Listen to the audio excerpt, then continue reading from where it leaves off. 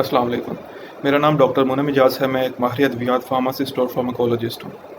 बहुत से लोगों के ज़हनों में सवालात होते हैं कि क्या टैबलेट्स को तोड़ा जा सकता है? टैबलेट्स को तोड़ने का क्या फ़ायदा या नुकसान है? क्या सारी टैबलेट्स उनको तोड़ा जा सकता है? और टैबलेट को तोड़ने के बाद उसके अंदर जो एक्टिव इंग्रीडिएंट है उस पे क्या इफ़ेक्ट होता है? तो कोशिश करेंगे कि इन सारे सवालों को एड्रेस करें। सबसे पहले तो हमें ये पता होना चाहिए कि 2 तरह की टैबलेट्स होती हैं, एक स्कोर्ड, दूसरी नॉन स्कोर्ड। स्कोर्ड टैबलेट वो होती हैं जिनके ऊपर स्कोरिंग होती है, निशान जिनके ऊपर आप आसान लफ्ज़ों में कहते हैं कि निशान लगा होता है जहाँ से आप उस टैबलेट को ब्रेक कर सकते हैं।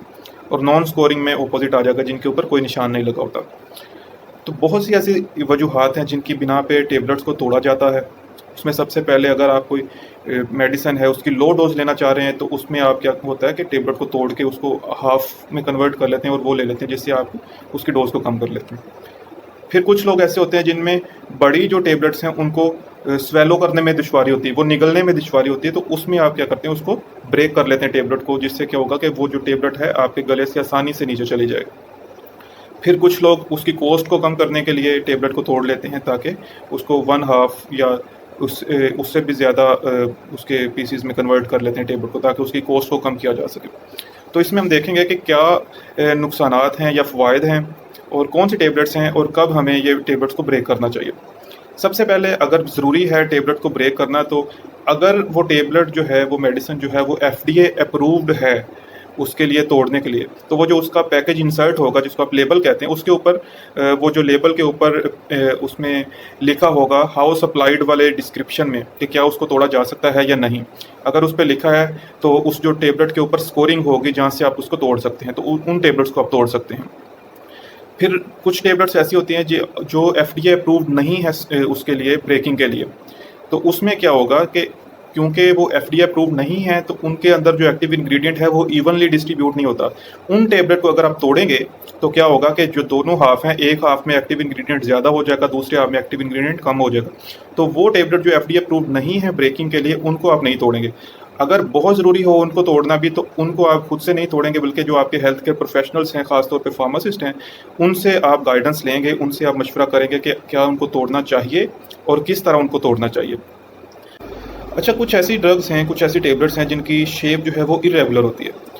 उन टैबलेट को तोड़ने से क्या होगा, इर्रेगुलर शेप होने की वजह से जब हम उसको तोड़ते हैं तो दोनों जो हाफ्स हैं वो इक्वली डिस्ट्रीब्यूशन उनमें नहीं होती।